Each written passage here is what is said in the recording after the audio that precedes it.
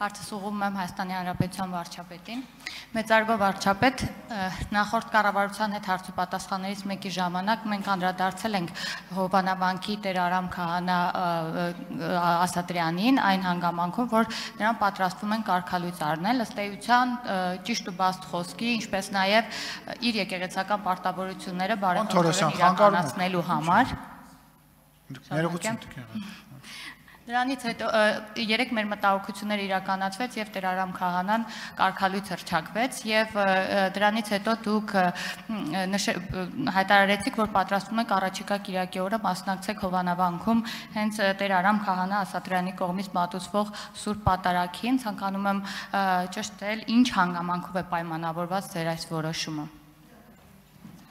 Հարցին կպատասխանի Հայաստանի Հանրապետության վարչապետ Նիկոլ Փաշինյանը, համեցեք պարոն վարչապետ։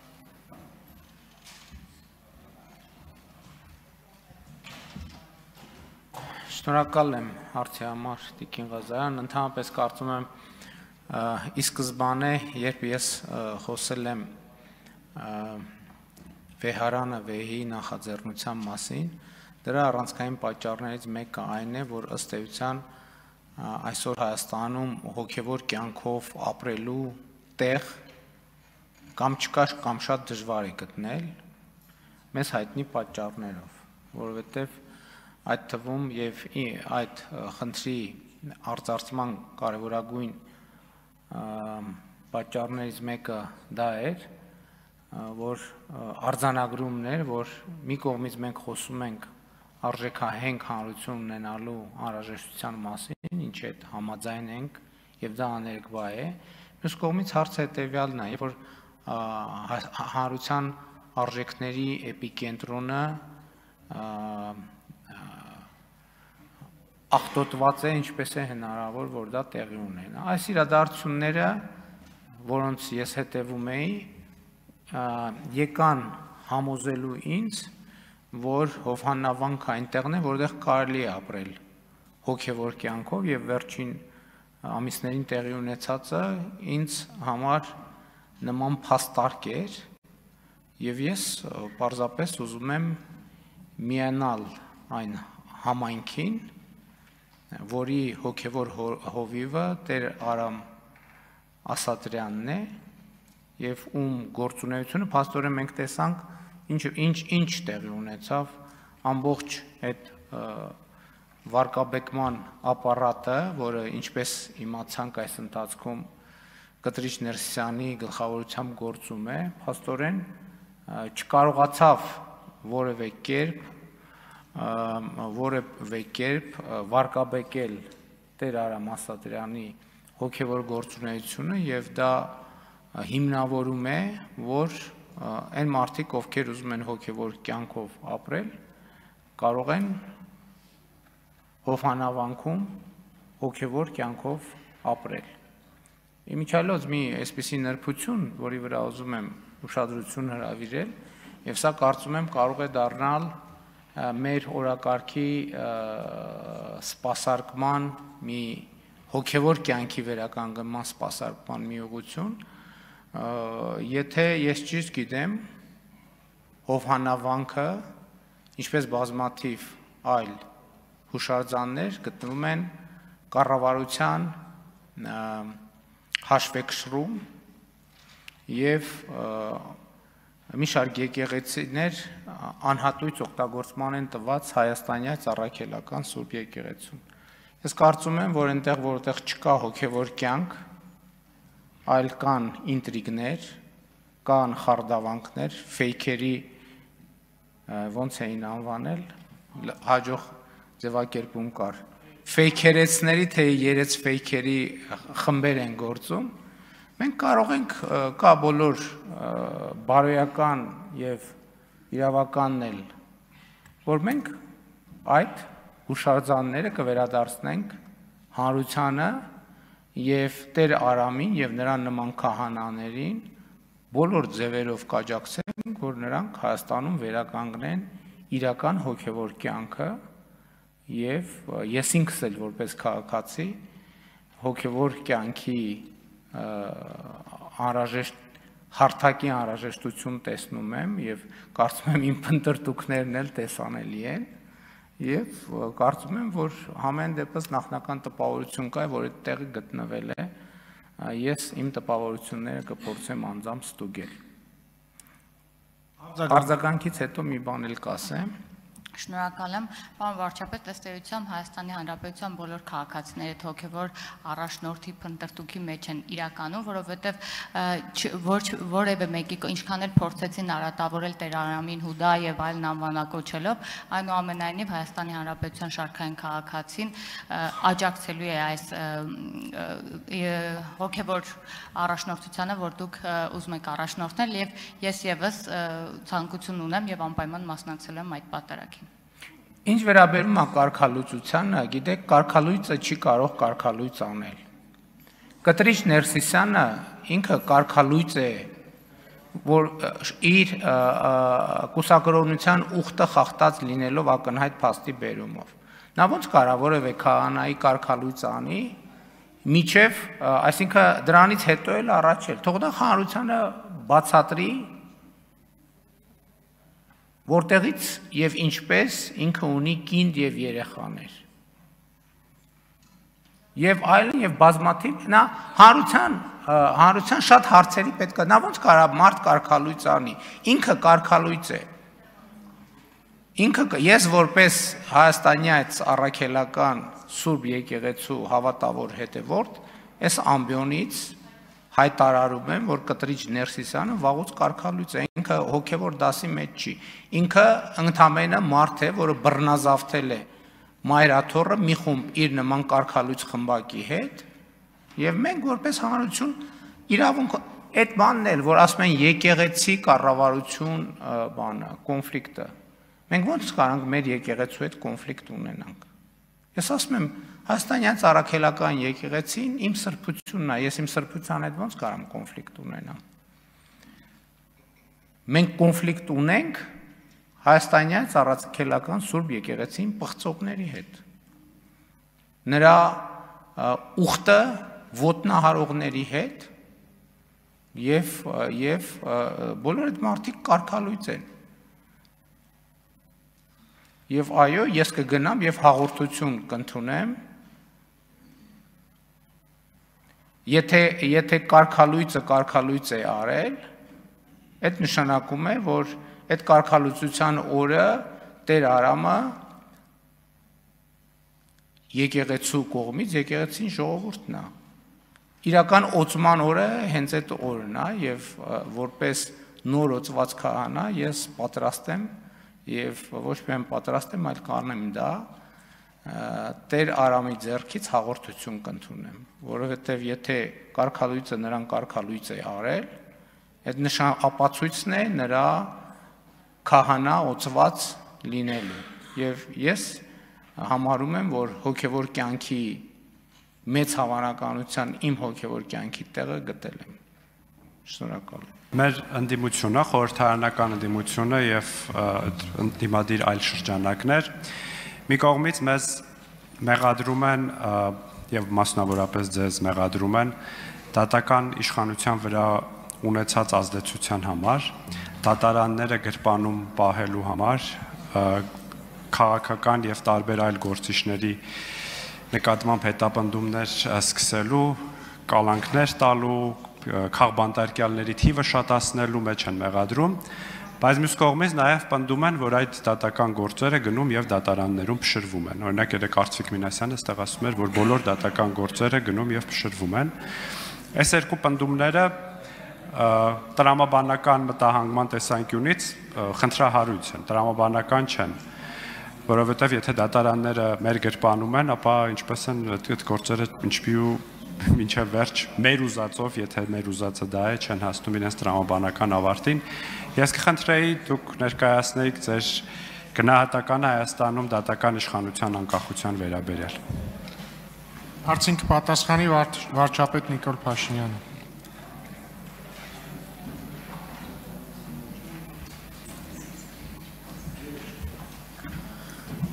Շնորհակալ եմ պարոն Խանդանյան հարցի համար, ես էլ կարծում եմ, որ ցավոք սրտի Հայաստանում դատական իշխանության վրա շարունակ շատ մեծ ազդեցություն ունեն այն մարդիկ, ովքեր մեզ մեղադրում են ձեր ասած բաների մեջ։ Իհարկե այստեղ արձագանքը պիտի լինի այն, թե ինչով եք զբաղված 7 տարի եւ այլն եւ այդպես շարունակ, բայց դատական համակարգի խնդիրները իրականում շատ ավելի խորն են, քան մենք պատկերացնում ենք, եւ ես դրա մասին մի քանի անգամ առիթ ունեցել եմ ասելու։ Հիմա եկեք եւ գնանք եւ տեսնենք ժողովուրդը ինչ է ասում դատական համակարգի եւ դատական process-ների մասին։ Ժողովուրդը շարունակաբար խոսում է, որ դատական համակարգը ընդհանրապես այս թեման էլ կա, որին ես կարծում եմ, որ նոր սահմանադրությամբ մենք պետք է անդրադառնանք խնդրին, որովհետև տեսեք ասում ենք, որ դատական համակարգի անկախություն, մենք պետք է արձանագրենք, իսկ ինչ նկատի ունենք դա, ումից անկախ, որովհետև Հայաստանի Հանրապետությունում բոլոր իշխանությունների համար մի աղբյուր կա, այդ ժողովուրդն է։ Ես այսօր տեսնում եմ համակարգային խնդրեմ, որ մեր դատական իշխանությունը օրգանական կապ չունի ժողովրդի հետ։ Այսինքն ինքը մի կղզիացած վիճակ է, որը եւ այդ օրգանական կապի բացակայությունը լրջագույն խնդիրներ է ստեղծում։ Ինչպես այդ օրգանական կապի խնդիրը լուծել, դրա որոշ հատվածի ես անդրադարձել եմ, մասնավորապես խոսքը երթվյալ ատենակալների համակարգը ներդնելու մասին է, եւ ելի ուրիշ գաղափարներ կան, որը ես կարծում եմ նոր սահմանադրության համատեքստում մենք պետք է քննարկենք եւ լուծումներ գտնենք։ Իհարկե այն էլ կա, որ դատական այն համակարգը, որը մենք երազում ենք, եւ ընդհանրապես պետական համակարգը, որը մենք երազում ենք, մենք մի բանի չենք առերեսվում։ Դա ենթադրում են հանրային լուրջ ներդրումներ այդ համակարգում, որովհետև չի կարող լինել մեր հանրային ընկալումներին համապատասխան դատական համակարգ, եթե դատական համակարգը համապատասխան չափով չի ֆինանսավորվում։ Այդ ֆինանսավորումը շատ հարցեր է լուծում, ներառյալ նրանից, թե ում համար է դատական համակարգում աշխատանքը գրավիչ եւ ում համար գրավիչ չէ, եւ այլն եւ այդպես շարունակ։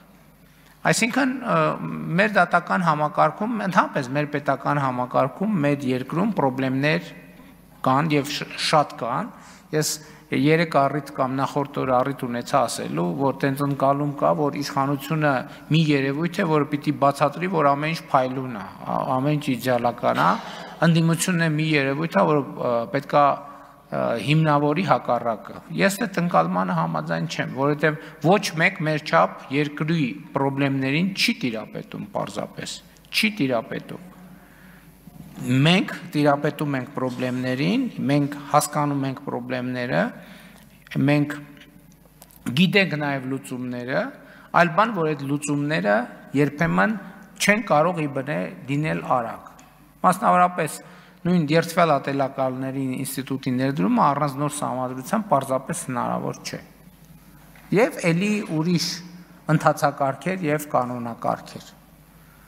Իմ կարծիքն է, որ բարձրագույն դատական խորհրդի այսօրվա կառուցվածքը ինքը խնդրահարույց է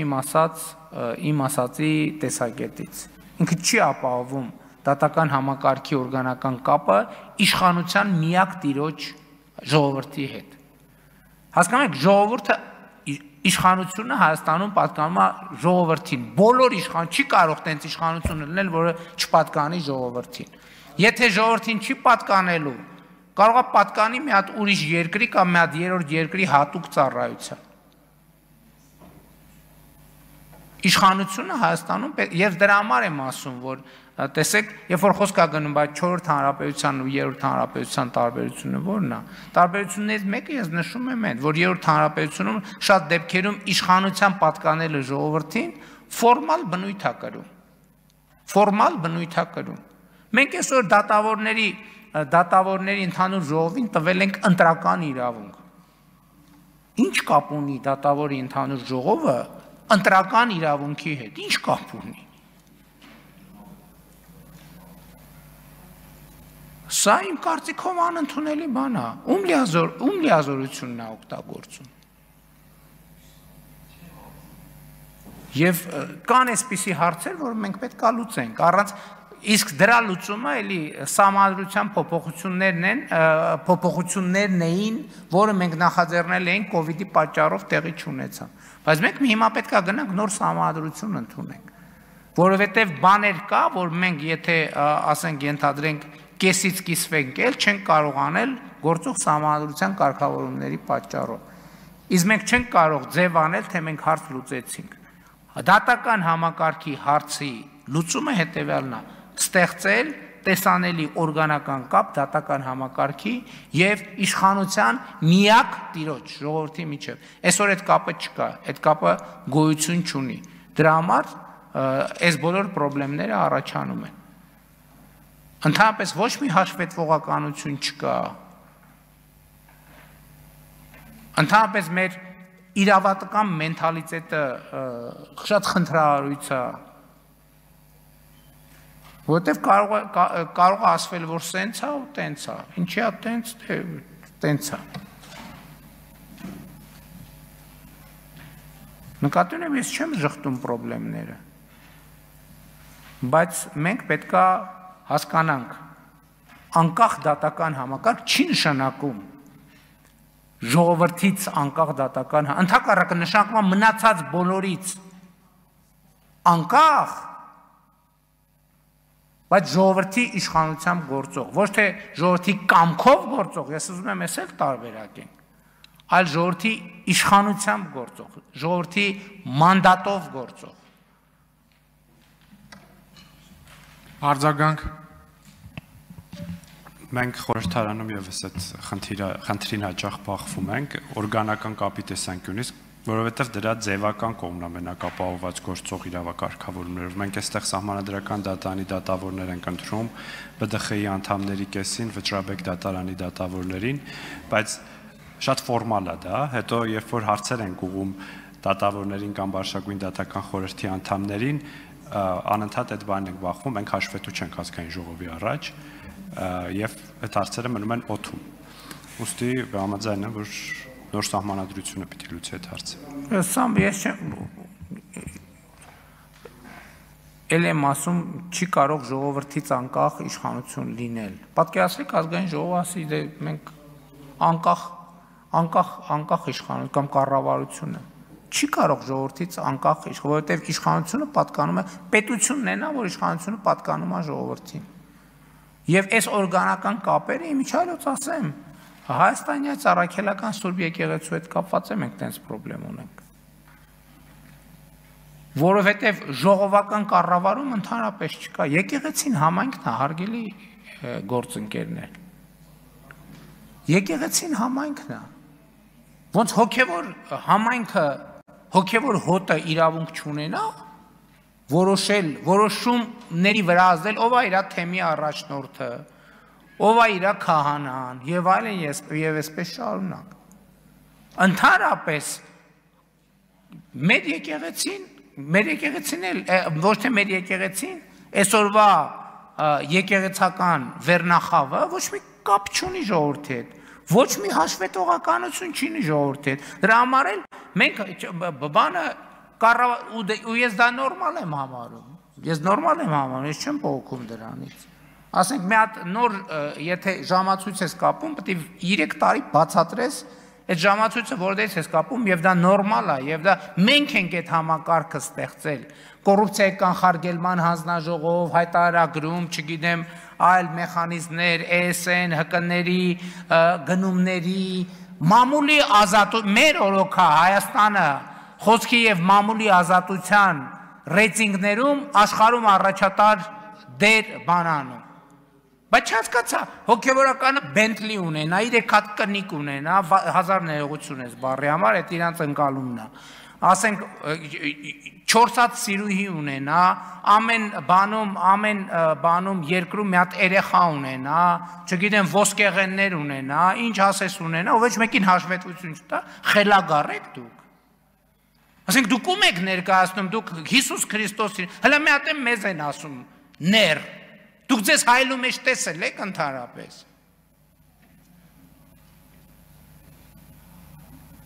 Եվ սա այս խնդիրները պետք է լուծվեն,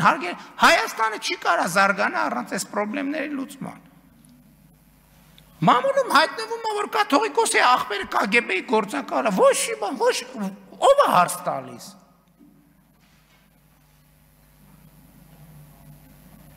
KGB-ի գործակալը ու հիմա նոր Նախճեվանի թեմի առաջնորդ է։ Ոչ մի բան, ոչ հենց տենց էլ պետք է լինի։ Այս կներեք խելագարություն ասենց ման ոնց կարա լինի։ Մի հատ էլ ասում են ոնց բանի կաթողիկոսի անձնական կյանքին խառնվում եք։ Ոնց կաթողիկոսը անձնական կյանք ունի, այսինքն վարչապետը անձնական կյանք չունի, չի կարա ունենա, բայց կաթողիկոսը անձնական կյանք ունենա։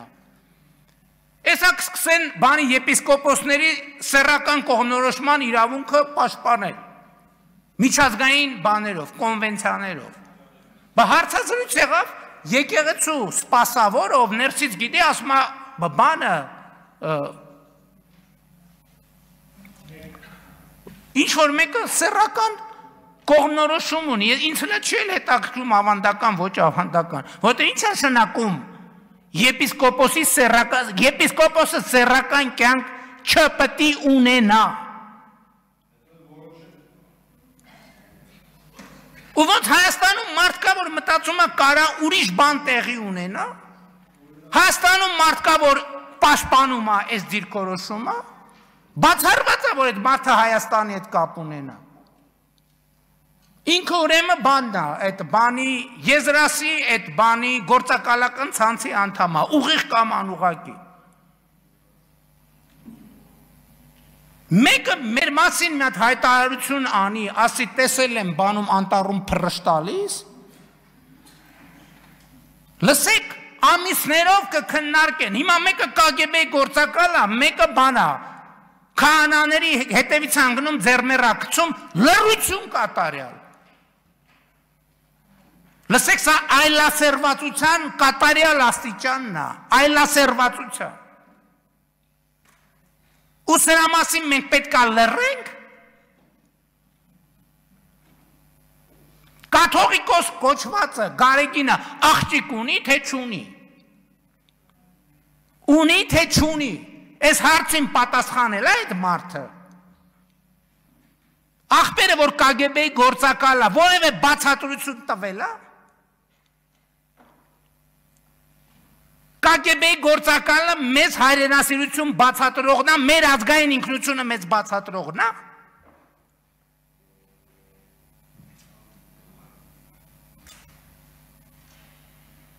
Ու մարդիկ սենց սովորական բան են անում, հա, տենց ապրում են իրանց համար, հա։ Մայրաթոր Սուրբ Էջմիածնում մեկը բոսյակա, մեկը բան, մոլագար սեռական, ու մենք մեր կյանքով ապրում ենք, ինչ է եղել, իրանց անձնական կյանքն է։ Ու մենք եկեղեցու դեմ պայքար ենք տանում, մենք կոնֆլիկտ ունենք եկեղեցու դեմ, եկեղեցին բոսյակն է եկեղեցին։ Բոսյակը եկեղեցին է, սեռական մոլագարը եկեղեցին է, Գանձագողը եկեղեցին է, KGB-ի գործակալը եկեղեցին է, լսեք, ես կյանքս կդնեմ դրանցից իմ սրբությունը, մեր սրբությունը ազատելու։ Եթե նույնիսկ մենակ մնամ, ես պրոբլեմ չունեմ։ Պետք է ամեն մեկը որոշում կայացնի, լավ էսին ձև է։ Էսին ձև է ընդհանրապես։ Ում բարոյական քարոզներ են կարդում, բաներ են անում։ Ինչ իրավունք ունեն դրանք ընդհանրապես այդ սրբությունների հետ հաղորդակցվելու։ Ինչ իրավունք ունեն այդ մարդիկ։ Ովքեր են այդ մարդիկ։ Պարոն վարչապետ, այսօր Հայաստանի Հանրապետությունը վարում է շատ ակտիվ եւ արդյունավետ արտաքին քաղաքականություն։ Աշխարհաքաղաքական տեսանկյունից մոլորակի գրեթե բոլոր անկյուններում եւ բոլոր աշխարհաքաղաքական կենտրոններում Հայաստանի Հանրապետությունը արդյունավետորեն պաշտպանում է իր շահերը։ Չգրված օրենք է դիվանագիտության մեջ։ Եթե բանակցությունների սեղանի շուրջ չես, ապա այդ սեղանի ճաշացանքի կամ մենյուի մեջ ես։ Մենք այսօր դժվարին քայլերով դուրս ենք սողոսկում այդ մենյուից եւ մեր հաստատուն տեղն ենք զբաղեցնում այն դիվանագիտական սեղանի շուրջ գտնվող աթոռի վրա, որի վրա գրված է Հայաստան կամ Armenia կամ Armenia կամ Armenian կամ Armenia, Somkheti, Ermenistan եւ այլն։ Պարոն վարչապետ, ես այս պահին չեմ ուզում անդրադառնալ արտաքին քաղաքական ոլորտում մեր ակնառու ձեռքբերումներին, քանզի դրանք ակնհայտ փաստ են։ Բայց ուզում եմ, որ դուք անդրադառնաք հետևյալ խնդրին։ Ինչքանով է վնասում մեր ներքաղաքական, երբեմն կամ հաճախ դրսևորվող արհեստական ներմուծվող օրակարգը արհեստական ներքաղաքական լարվածության փորձերը մեր արտաքին քաղաքական գործընթացների վրա։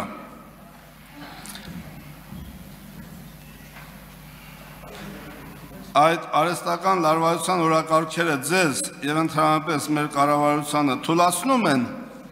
արտաքին քաղաքական գործընթացներում։ Եվ եթե այո, ապա ինչքան եւ ինչպես։ Սիրելի հայրենակիցներ, ձեզ եմ դիմում, որպեսզի խուսափենք թյուրըմբռնումներից, կրկնում եմ, խոսքը գնում է արհեստական քաղաքական խոսույթների մասին, ոչ թե ներքաղաքական գործընթացների մասին, որոնք խիստ անհրաժեշտ են մեր զարգացման եւ առաջընթացի համար։ Պարոն վարչապետ, ձեր մեկնաբանությունը։ Հացինք պատասխանի վարչապետ Նիկոլ Փաշինյանը։ Շնորհակալ եմ, պարոն Թորոսյան, հարցի համար։ Իհարկե, գիտեք, կարծում եմ, որ մի քանի խոսում փաստ կա, որոնք շատ բանի մասին են վկայում։ Այս տարվա ընթացքում ես երկու ձևաչափով հանդիպումներ եմ ունեցել մեր հարևաններից սկսեմ, Իրանի Իսլամական Հանրապետության նախագահի, Ադրբեջանի նախագահի, Թուրքիայի նախագահի, Վրաստանի վարչապետի, Միացյալ Նահանգների նախագահի, Եվրամիության հանձնաժողովի, Եվրամիության խորհրդի նախագահի, Եվրահանձնաժողովի նախագահի, Չինաստանի նախագահի, Ռուսաստանի նախագահի եւ այս ցանկը կարող եմ երկար թվարկել։ Մենք դիվանագիտական հարաբերություններ ենք հաստատել Սաուդյան Արաբիայի հետ, Պակիստանի հետ եւ այլն եւ այդպես շարունակ։ Գիտեք, ես ձեր հարցին այսպես կպատասխանեմ։ Ընդհանրապես ներքաղաքական բառից բուն եւ փոխաբերական իմաստով քաղաքական ժողովրդավարական դեբատները իրենք նեգատիվ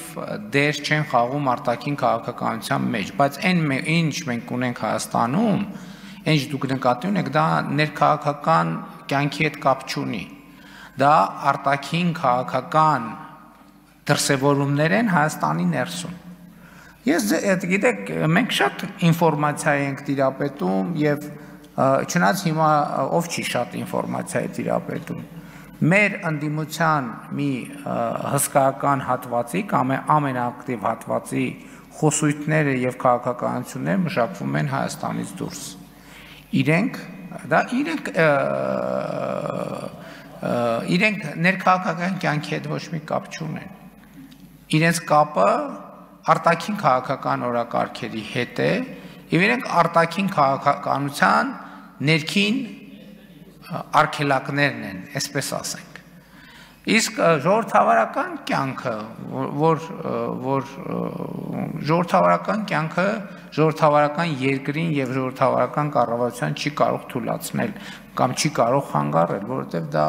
քննարկում է, դեբատ է սկզբունքների շուրջ եւ այլն եւ այդպես շարունակ։ Բայց ել եմ ասում, այն ինչ որ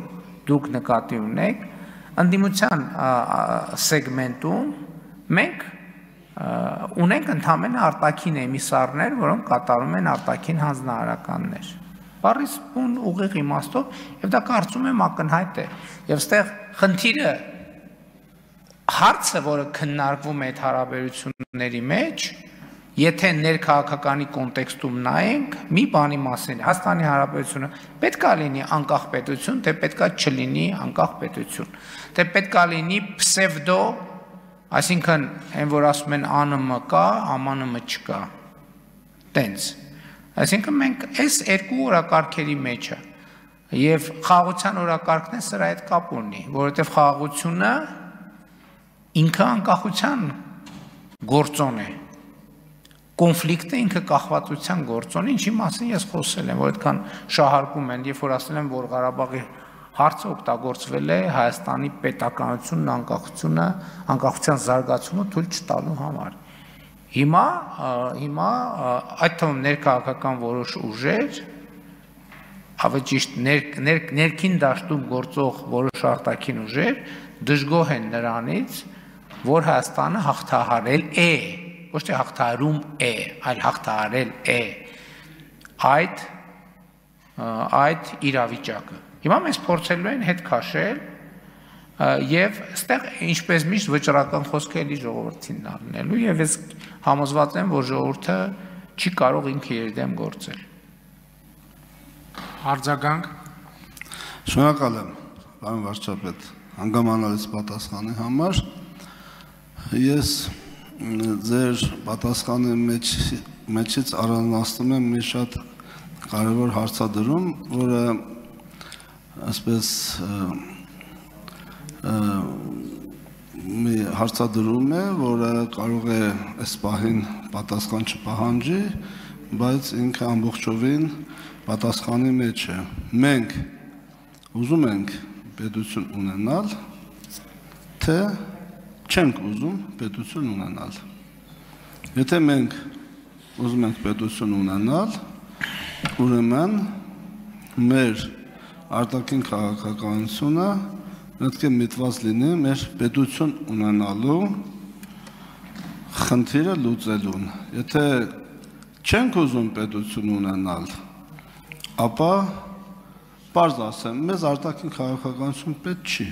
Կարող ենք փակել արտաքին գործերի նախարարությունը եւ գնալ տուն։ Ձեր մեկնաբանությունը, շնորհակալ եմ։ Պարոն Թորոսյան, ես կարծում եմ, որ ձեր նշած հարցը այլևս մեր իրականության մեջ չկա։ Այդ հարցի պատասխանը տրվել է։ Տեսեք հիմա Հայաստանում եւ Հայաստանից դուրս կան մարդիկ ուժեր, ովքեր խոսում են Հայաստանը կործանվում է, Հայաստանը էս է անում, Հայաստանը այն է անում։ Հասկանում եք, իրանք ուրիշ երկրի մասին են խոսում։ Իրանք ուրիշ երկրի մասին են խոսում։ Իրենք Հայաստանը չեն ճանաչում։ Ուղղակի Հայաստանը չեն ճանաչում։ Իրենք այդ բան կա, չէ՞։ Գուցե ուրիշ երկրի տեսանկյունից Հայաստանի մասին են ասում, բայց այդպիսի բան կա, չէ, որ այսօր այո, շատ ծանր, շատ բարդ process-ների արդյունքում Հայաստանի Հանրապետությունը եւ Հայաստանի Հանրապետության առաջնորդությունը եւ ժողովուրդը գտնվում են ուրիշ հարթության մեջ։ Իրանք ուրիշ կինոյի մեջ են, մենք ուրիշ պատմության մեջ ենք։ Իրանք բառից բուն իմաստով այդ բացակայությունը եւ նաեւ հնչող հայտարարությունները, որոնք adekvat չեն, գիտեք ինչից է։ Իրանք ուրիշ կինոյի մեջ են։ Այդ կինոն ավարտվել է վաղուց, բայց իրանք շարունակում են այն որ վերջում գնում է բան, չէ՞։ Չէ, այն որ վերջում գրում է բան վերջ, հետո այդ նկարահանումներից դրվագներ են, չէ՞, ցույց տալիս, որ ասում են հետաքրքիր կտորներ նկարահանումներ։ Հիմա իրանք այդ բանի հետ այդ հիմա ես այսօր բան եմ անում, կարդում եմ Մեծի տանն Կիլիկիո կաթողիկոսի հայտարարությունները, ասենք այդ կինոյի վերջի հետաքրքիր դրվագներ նկարահանման ընթացքից, կադրեր, որ դուրս են մնացել կինոյից։ Հասկանում եք, կինոն ավարտվել է, իրանք շարունակում են այդ կինոն ավարտվել է, այդ բանից խոտանված կադրերը հանում են հետևից կպցնում, խոտանված կադրերը հանում են հետևից կպցնում, ու այդ կինոյի սցենարը նրա մասին է, որ Հայաստանը կործանվում է, որովհետև իրենք իրանց բանով, իրանք սոցիալ հոգեբանությամբ, իրանց գործունեության օբյեկտը կործանվող Հայաստանն է։ Երբ որ Հայաստանը չի կործանվում, իրանք չեն կարողանում այդ Հայաստանի հետ հարաբերվել, որովհետև իրանք կուլտուրան կործանվող Հայաստանի հետ հարաբերվելն է։ Եվ իրանք դա ինքնապահպանության բնազդն է, որպես իրանք լինեն, պետք է լինի Հայաստանի կործանման սցենարը։ Երբ որ չկա Հայաստանի կործանման սցենարը, տեսեք, հիմա ինչ է տեղի ունեմ, ես ներողություն եմ խնդրում, շատ ճիշտ դիտարկում էր արել, պարոն Ռուբինյան նոր բանից տենց պարապությունից սոցիալական ցանցի էջը, ինչի ընդդիմությունը ինչի է բացակա, որովհետև սենց իրանց բոլոր թեզերը ջարդվել են, իրանց բոլոր թեզերը ջարդվել են, սրանից առաջ են ջարդվել, դրա համար է, որովհետև բանը իրանց մոտ այդ վերջին կադրերն էլ է պրծնում, չկա, որ բերենք հետևից կպցնեն և ասեն հետաքրքիր դրվագներ, որովհետև հիմա իրանք գան ինչ հարցնեն, գան ինչ հարցնեն, չի կարա տենց անընդհատ խոտանված կադրերով քաղաքականություն վարել, խոտանված կադրերով կինոն շարունակել, որովհետև մարդիկ ձանձրանում են, իսկ այս պատմությունը, այն պատմությունը, որը մենք ենք ներկայացնում, այդ պատմությունը հետաքրքիր է, ինչի, երկու պատճառով, որ ինքը նախ նոր է սկսել և իր մեկնարկի և շարունակության տրամաբանությունը բոլորովին ուրիշ բանի մասին է։ Այս է ամբողջ պատմությունը։ Այնպես որ մի զարմացեք, որ մարդիկ ասում են, կործանվում է, այս անում են, նայում ես ասում ես լսի, այս ինչի մասին են խոսում։ Հա 20 թվին դրա մասին խոսեին 21, 22 եւ այլն եւ այդ հասկանալի է։ Բայց եթե մի բան կործանվել է, այդ կործանվել է իրանց ալգորիթմը Հայաստանի իրանց պատկերացումների ալգորիթմն է կործանվել։ Իսկ այսօր Հայաստանը ծաղկող, զարգացող, ինքնիշխան, անկախ, ինքնուրույն պետություն է։ Ինքնուրույն չի նշանակում, ինքնուրույն նշանակում է կամ մեկ էլ ասում են Հայաստանի կառավարությունը շարժում է, ասում է դե բանը Ադրբեջանն ու Թուրքիան ինչ ասում են դրանով է առաջնորդվում։ Հայաստանի կառավարությունը ես կուսակցության 7-րդ համաժողովում իմ ելույթում առիթ ունեցա մանրամասն ցույց տալ։ Մենք շարժվում ենք մեր ժողովրդի ասածով։ Մենք անում ենք այն ինչ որ մեր ժողովուրդը ուզում է։ Բառից բուն իմաստով։ Հակառակ դեպքում մենք 2021 թվականին ընտրվելու շանս ոնց կունենայինք։ Ոնց կունենայինք։ Շաբաթը 4 անգամ հեղափոխություն էին անում, բայց հեղափոխությունները ինչի չեն հաջողվել։ Հայ առաքելական եկեղեցու բռնա զավթածների մասին ենք խոսում։ Ես էլի ասում եմ, մեկը հարց չի տալիս։ Իբր Կտրիչ Ներսյանը իր անունը դրել է ամենայն հայոց կաթողիկոս։ Բա ամենայն հայոց կաթողիկոսը վեր կենա ասես կառավարության եւ այս կուսակցության օգտին մի քվեարկեք ժողովուրդ եւ այլն, այդ կուսակցությունը գնա ընտրություններում սահմանադրական մեծամասնություն ստանա։ Այդ ժամանակը Կտրիչ Ներսիսյանը կարգալույծ եղել, որ հայ ժողովուրդը իրան ասել է դու ով ես ընդհանրապես։ Դու քեզնից ինչ ես ներկայացնում ընդհանրապես։ Այս բան չի, այս գիտակցված չի։ Ժողովուրդը իրան կարգալույծ արել վաղուց։